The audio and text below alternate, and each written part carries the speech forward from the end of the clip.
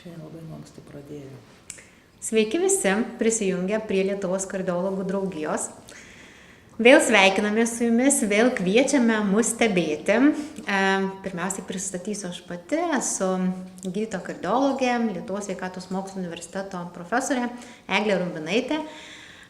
Ir keletą tinklalaidžių dabar skiriame širdies nepakankamumui dėl to, kad iš tiesų gegužė yra tas mėnesis, kuris šiaip jau skirtas yra širdies nepakankamo žinomumui visame pasaulyje. Gegužė 7 yra širdies nepakankamo tarptautinė diena, kurią minėjome. Ir esame grįžę iš Europos širdies nepakankamo kongreso, kuris šiemet vyko Barcelonoje, taigi tikrai turime kuo dalintis. Na, o šiandien su manimi nuostabios gydytojos kardiologės, ekspertės, kuriomis ir dalinsimės šiandien tomis žiniomis, naujienomis, esama situacija Lietuvoje. Taigi pristatysiu pirmiausiai Lietuvos sveikatos mokslų universiteto ligoninės, Kauno klinikų, širdies nepakankamumo ir ydų skyriaus vadovę, profesorę Gintarę Šakalytę. Sveiki, profesorė. Labą dieną. Ir taip pat su manimi gydytoja kardiologė, Vilniaus universiteto ligoninės, Santaros klinikos, kardiologijos ir angiologijos centras, kardiologijos skyriaus vadovė, medicinos mokslų daktarė Vytė Manikienė. Sveiki, Vytė. Sveiki. Taigi iš tiesų gal pradėkim nuo to 2026 metai, kaip mes gydom širdies nepakankamumą 2026 metais. Šių metų kongresas skelbė savo žodį tokį, kad tai yra evoliucija širdies nepakankamumo ar ne, bet kokią mes situaciją tiesiog turime dabar. Kuo mes remiamės, kaip mes pradedam tą gydymą, kas čia yra tie svarbus momentai, kokį gydymą mes pasirinksime, koks tas širdies nepakankamo gydymas. Na, jeigu pradėti apie širdies nepakankamo gydymą, tai galbūt yra labai svarbios tos žinios, apie kurias kalbėjom ir pernai, ir užpernai. Tai labai svarbu paskirti gydymą, ypač pacientams sergantiems su sumažėjusios išstūmio frakcijos širdies nepakankamumu yra privalomos 4 vaistų klasės. Tai SGLT2 inhibitoriai, beta blokatoriai, AKF arba ARNI ir mineral receptorių antagonistai. Ir dar vienas svarbi žinia, tai yra vaistų titravimas.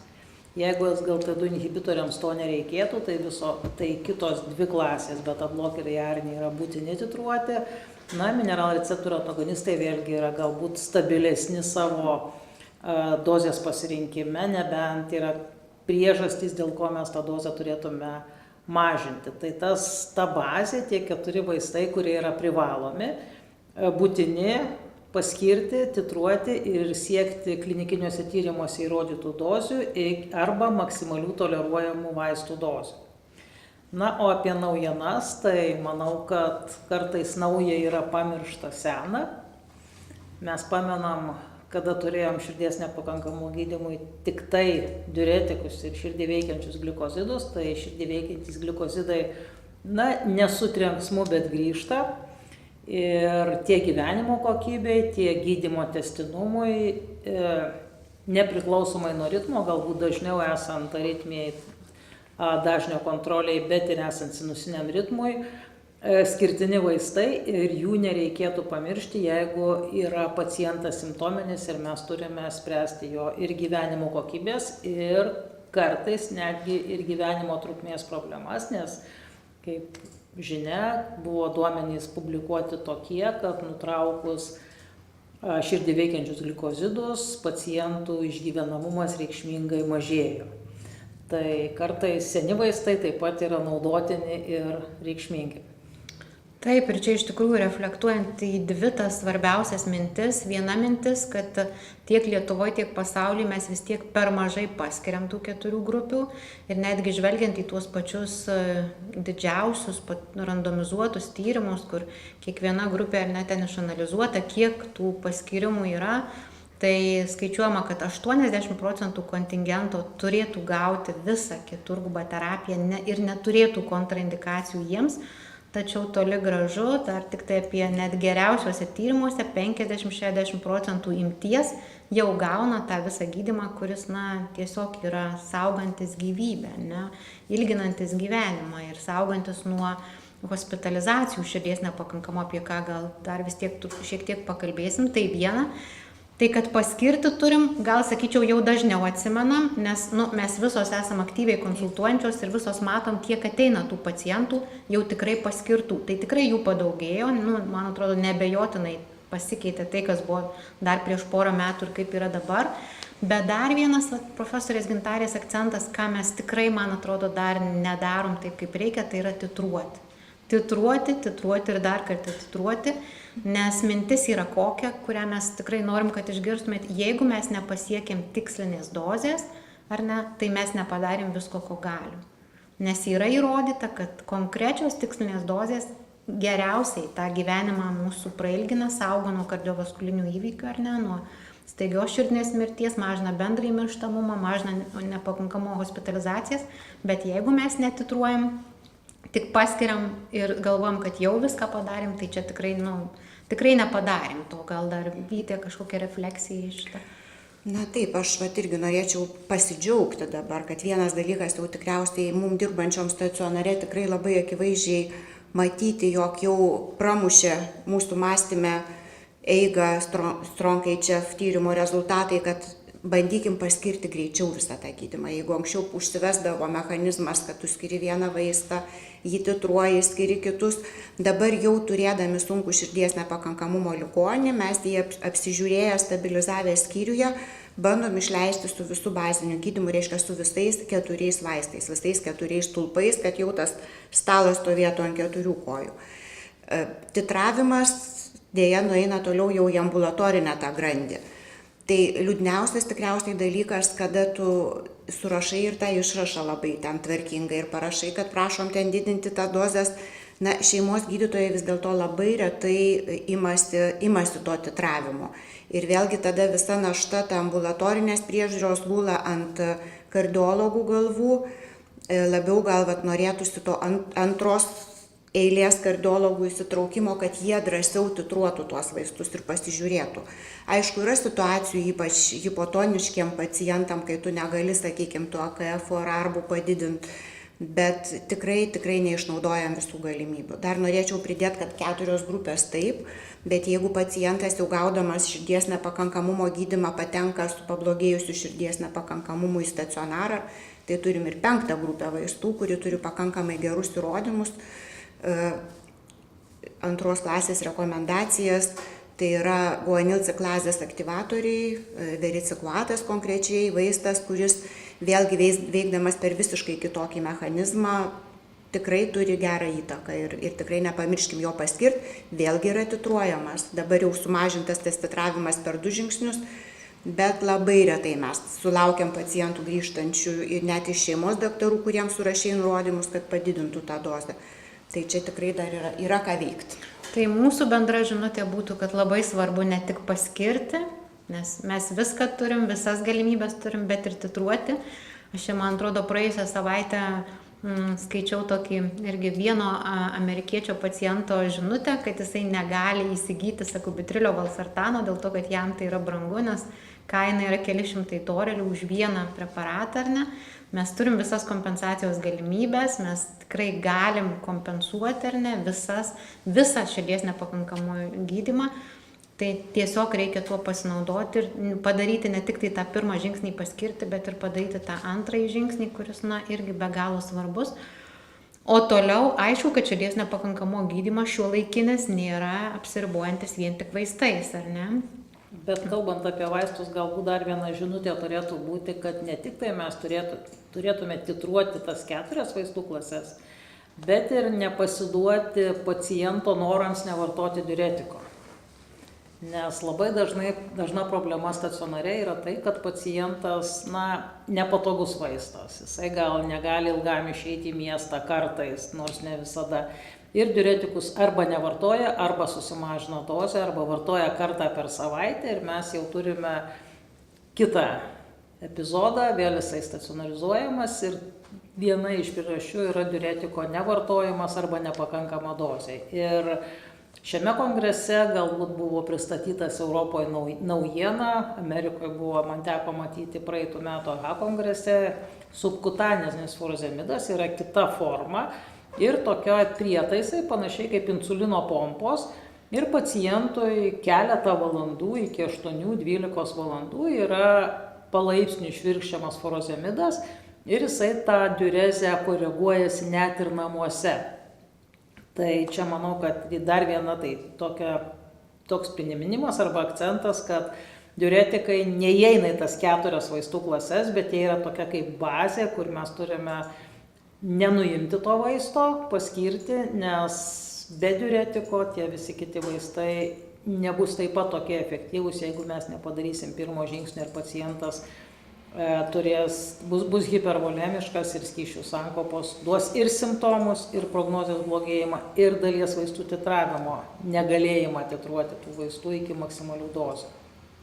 Taip, tai stazija yra svarbu ne tik tai tas patogenetinis gydymas, bet į jį įeina ir tie diuretikai, kurie irgi įvairios formos ir taip, tas tyrimas, kuris buvo šiemet pristatytas, jis irgi keičia tam tikrą prasme visą mūsų turbūt supratimą, trumpina paciento buvimo trukmę stacionare. Bendrai širdies nepakankamos stacionarinis gydymas yra pats brangiausias ir suvalgantis daugiausiai lėšų, taip skaičiuojama visam pasaulyje.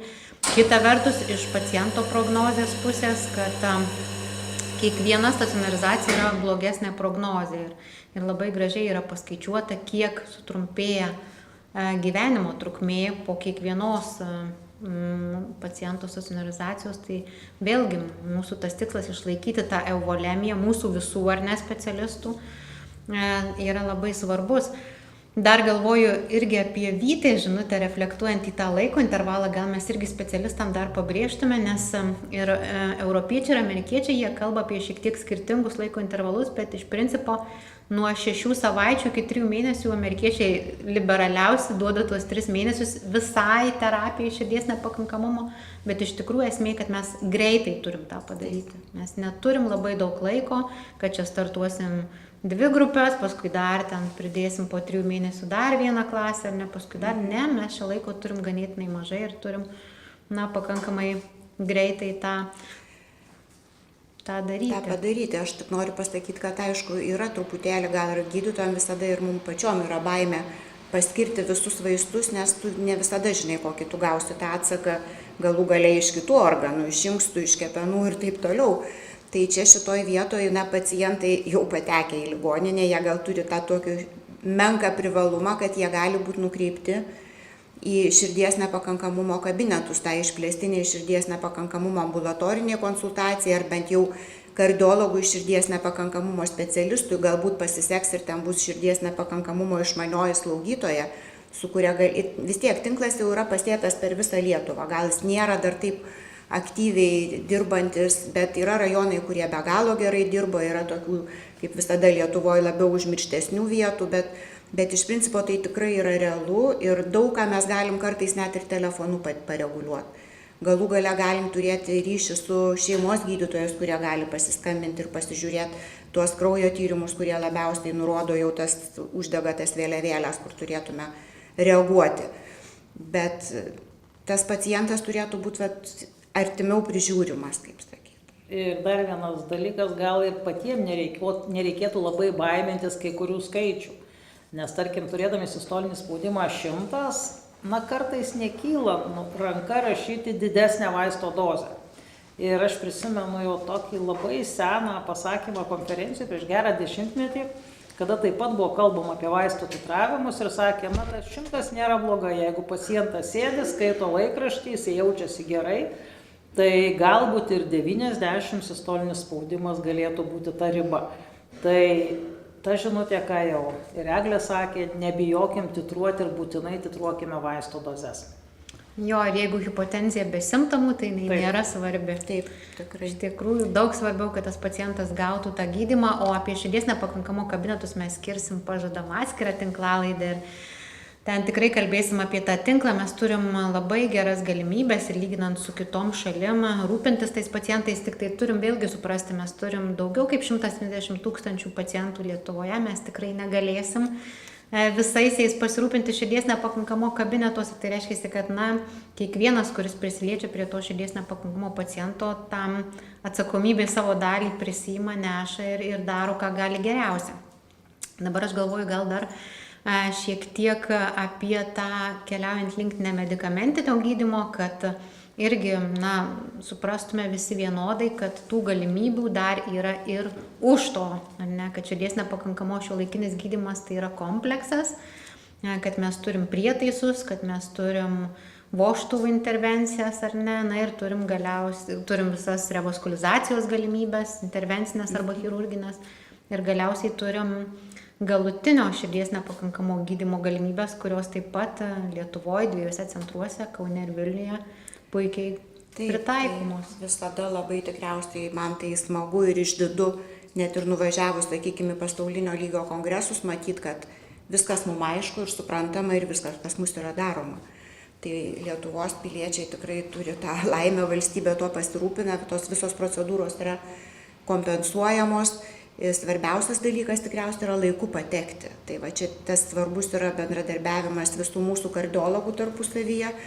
Visi žinom, kur yra tie mūsų pagrindiniai centrai, Vilnius, Kaunas, Klaipėda vėlgi vožtuvo operacijos ir šuntavimas, elektrofiziologinės procedūros, pagrindiniai transplantacijos centrai Kaunas, Vilnius, galimybė prijungti dirbtinės širdis, kurios tikrai yra dabar pakankamai neribojamos, reikia tik rasti teisingą pacientą ir ištaikyti teisingą langą ir jie tikrai puikiai...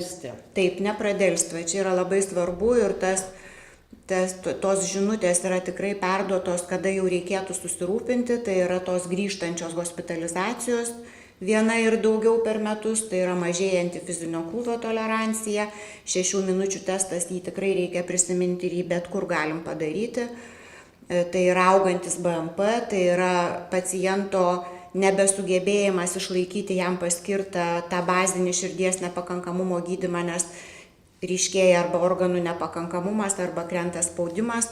Na ir be abejonės, vis tiek tai turi būti pacientas, kur mes tikimės tų teigiamų išeičių. Tai yra ir amžiaus momentas, tai yra ir socialinis momentas, kad žmogus būtų pakankamai edukuotas, suprastų savo ligą, laikytųsi tvarkingai vaistų režimo, norėtų gyventi. Aš visada tą kažkaip bandau išvelgti pacientę, kiek jis nori gyventi ir kokybiškai gyventi.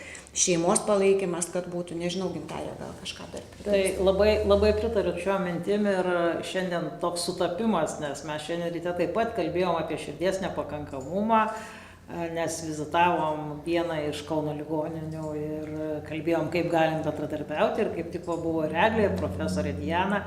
Ir vieną momentą akcentavo, kad taip, mes turim labai geras galimybės ir vaistų, ir transplantacijų, bet vienoje vietoje mes Europoje atsiliekam. Tai širdies resinchronistinėme gydyme kažkaip gal nepagalvojam, gal netkreipiam dėmesį į platų QRS-ą. Ir tų prietaisų mes implantuojam tikrai per mažai, skaičiuojant tiek, kiek mes turim pacientų ir tiek, kiek turim gyventojų.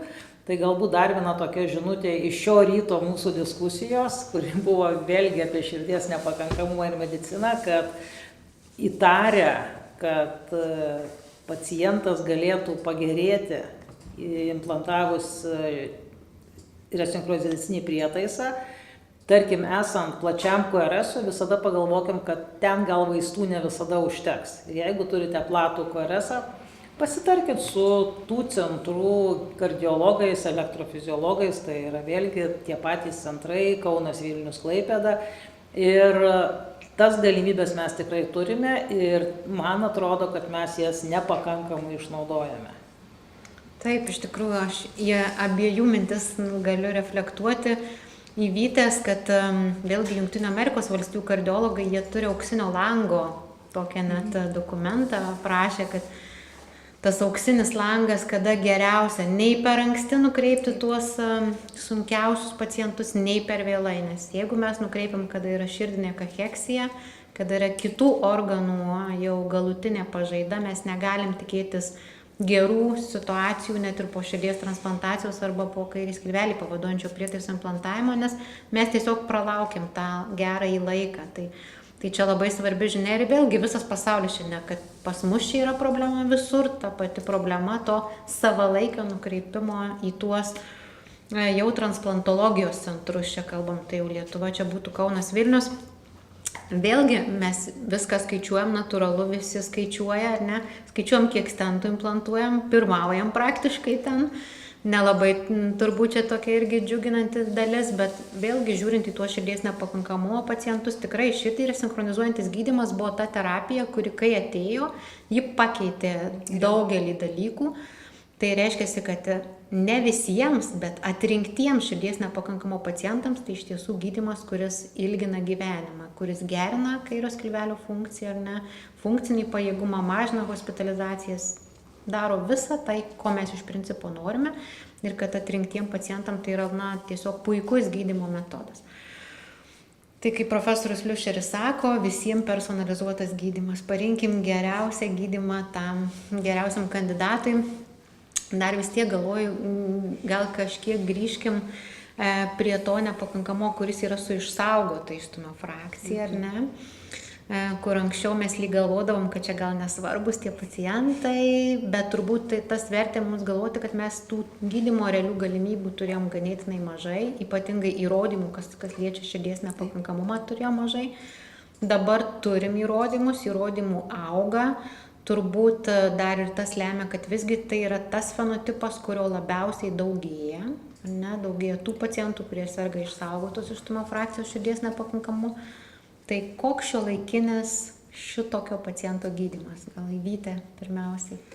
Tai tikrai būtent tas gausėjimas šitų pacientų amžėjant mūsų visuomeniai kartais tikrai kelia neviltį, nes tu matai, kad tiesiog plūsta srautas pacientų, skundai jų dažnai būna netgi ženkliai didesni ir pati išraiška ir apribojimas, suvaržymas gyvenimo sunkesnis negu tų, kurie turi sumažintos išstumio frakcijos širdies nepakankamumą, nes labai be abejo tie pacientai visi turi tuos užvedamuosius mechanizmus. Tai ir nesukoreguota kraujospūdį, tai ir ritmo sutrikimus, ir metabolinį sindromą, cukraligę, inkstų funkcijos nepakankamumą, nutukimą. Man tikrai labai didelį įspūdį padarė, kad šitam kongrese buvo labai daug skirta dėmesio būtent nutukimui kaip ligai. Ir įvardinta, galbūt aš pirmą kartą taip išgirdau akivaizdžiai, kad startuokim nuo šito, sutvarkykim pacientų svorį ir tada galbūt pajudės traukinys, kaip sakant. Nežinau, gal Gintariai perduosiu žodį, nes tikrai labai viltingai nuskambėjo ir laukiam dabar rudens, nes tikimės, kad atsiras tenai pataisų ir gairėse. Tikėtina, kad taip, bet kalbant apie nutukimą ir antsvorį, lyg tai tokios dvi kategorijos yra iki klinikinis nutukimas, tada, kada yra tik tai didesnė kūno masė, bet nėra diabeto, nėra širdies kraujagyslių ligų ir tas svoris neriboja funkcijos, tai nereikia numot ranką, bet galbūt dar tam pacientui dar labiau mes galim padėti. Ir yra klinikinis nutukimas, kada yra tos visos šalia esančios ligos, kurios tiesiogiai susijęs su nutukimu ir ignoruodami nutukimą, kažin ar mes tas ligas gerai koreguosime. Tai šiandien tikrai, kaip minėjo Vytė, labai daug pranešimų yra ir šiame kongrese, ir kitose, kuriuose tenka dalyvauti apie vaistus koreguojančius svorį, nes anksčiau mes neturėjom tokių efektyvių vaistų, kad svoris mažėtų 10 kilogramų ir aš pati turiu vieną pacientą, kuris nuo praeitų metų rugsėjo, tai čia kokie 9 mėnesiai, iš svorio 147 kilogramų tapo pakankamai lieknus sverdamų 114 ir kas buvo labai malonu, kad kraujospūdį reguliuojančių vaistų sumažėjo iki 2 veikliųjų medžiagų, tai yra 1 tabletės. Cholesterolis tapo idealus, nors prieš tai vartojo statino ir izotimibo derinį ir dar serga diabetu, tai jo insulino dozės taip pat mažėjo daugiau negu 2 kartus. Dar tas pacientas toks širdies nepakankamumo prasme galbūt dar buvo nustatytas, nes išstumio frakcija gera, BNP normalus, nors duso dėl svorio, tai dabar ir fizinė krūvio tolerancija tapo ženkliai geresnė. Tai čia toks iki klinikinis, nors jau pagal kitus metabolinius rodiklius gal ir klinikinis nutukimas buvo. Ir vėlgi pamenu mūsų docentę Jonkaitinę, kuri labai mėgo morbidinio nutukimo terminą pacientam ir sakydavo, jums yra morbidinis nutukimas. Bet tada mes neturėjom priemonių. Dabar tikrai galimybės yra ženkliai didesnės, be dietos, fizinio aktyvumo yra ir medikamentinis gydymas, ne tik bariatrinė chirurgija, apie kurią mes turime ir pozityvę, ir tokią truputėlį stabdančią nuomonę, nes vėlgi visokių pacientų esame matę. Dar pridėsiu, aš truputį irgi tokio juodo humoro, yra ne tik morbidinis, yra mortalinis nutukimas. Tai galim dar ir apie tokį, kad iš tikrųjų tai vat ir visai vat nesenai čia prieš kelias dienas mūsų reanimacijoje negalėjo išgelbėti paciento, kuris tiesiog užduso nuo savo svorio, 1,60 m ir man atrodo apie 160 svėrį. Tai čia tas posakis lietuviškas, kiek paritus, tiek pastačius, labai galioja. Ir aš galvoju, gal čia ir yra ta, kaip apibrėžiama evoliucija širdies nepakankamumo ar ne, nes mes pradedam galvoti labiausiai apie tą prevenciją, apie tą, ką mes galim nuveikti, kad išvengti to širdies nepakankamumo ir kaip jau ir kongrese nuskambėjo, kad ko gero neegzistuoja išsaugotos funkcijos nepakankamo pacientas, kuris visai turi normalų svorį arba tokių yra išties labai mažai. Visgi tas veiksnys, metabolinis veiksnys yra labai svarbus toliau širdies nepakankamumui vystytis ir tai, kad mes jau turėsim priemonės ir turim jas, bet turbūt tik tai dar plačiau ir su tam tikrom galimybėm, dar platesnėm skyrimo galėsim tą naudotis, tai čia tikrai iš tikrųjų be galo svarbu. Dar viena žinutė, kuri nuskambėjo, kad 45% nepakankamumo nustatomi tada, kai stacionarizuojami. Tai reiškia vėlgi, kiek mes tos kelionės per vėlai tą situaciją pamatom, kad galėtume tikrai pamatyti žymiai anksčiau tą žmogų ar ne žymiai anksčiau pradėti tą gydymą, skirti tą ką turime, nes turime iš ties jau daug, kad galėtume gydyti. Na gerai, jeigu apibendrinant, kas labiausiai įstrigo iš šio kongreso, su kuo norėtumėt dar pasidalinti?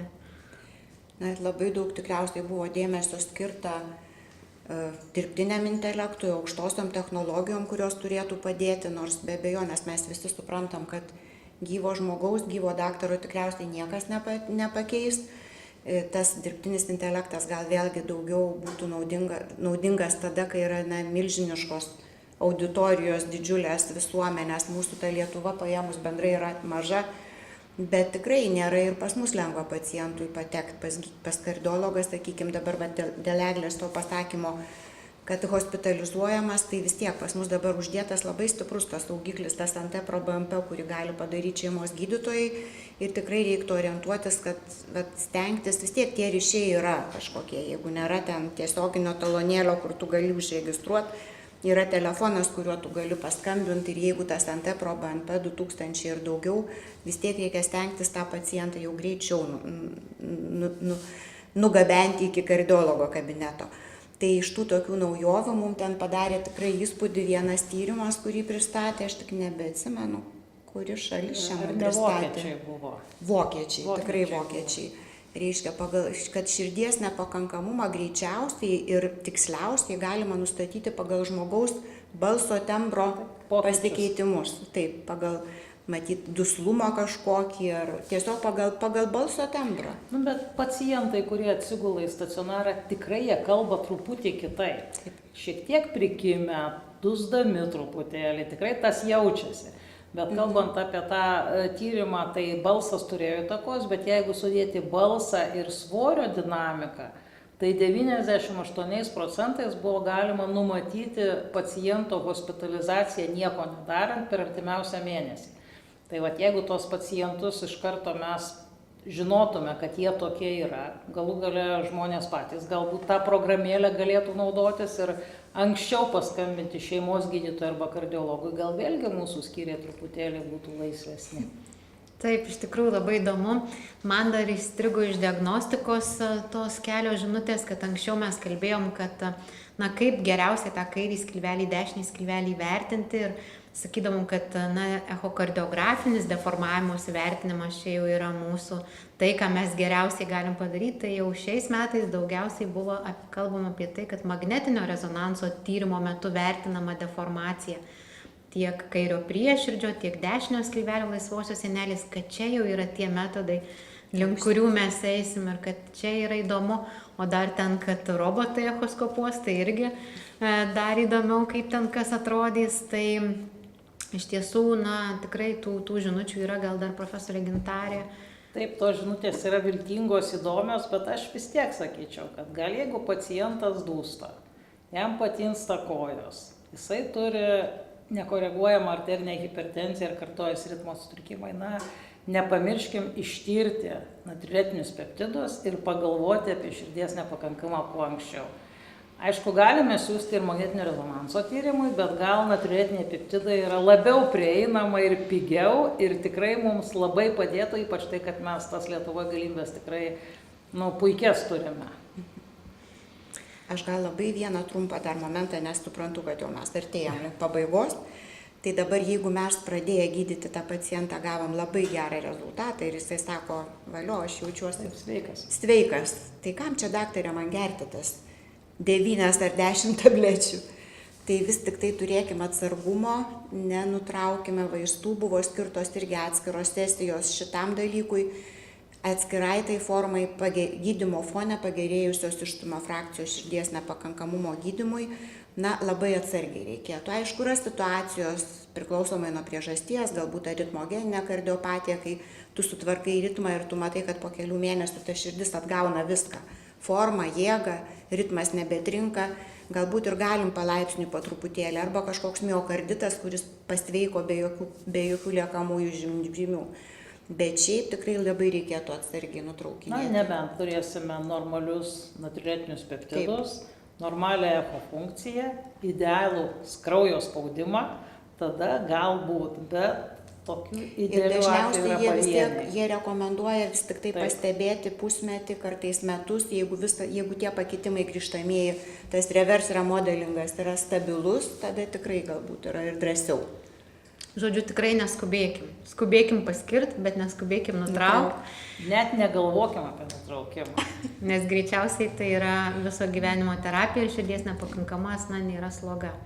Tai aš be galo dėkoju abiems tinklalaidės dalyviams. Mes tai labai dėkojam klausytojams, kad jūs pradėjot ir pabaigėte šį mūsų pokalbį klausyti ir tikimės ateityje padiskutuoti šitą temą. Tai dėkoju labai. Dėkoju Lietuvos kardiologų draugijai, Lietuvos kardiologų draugijos prezidentui profesoriui Tomui Lapinskui, dėkoju Lietuvos sveikatos mokslų universitetui už galimybę įrašyti tinklalaides, dėkoju Emanuelio Levino centrui už mums puikias suteiktas patalpas ir sakau iki kitų susitikimų.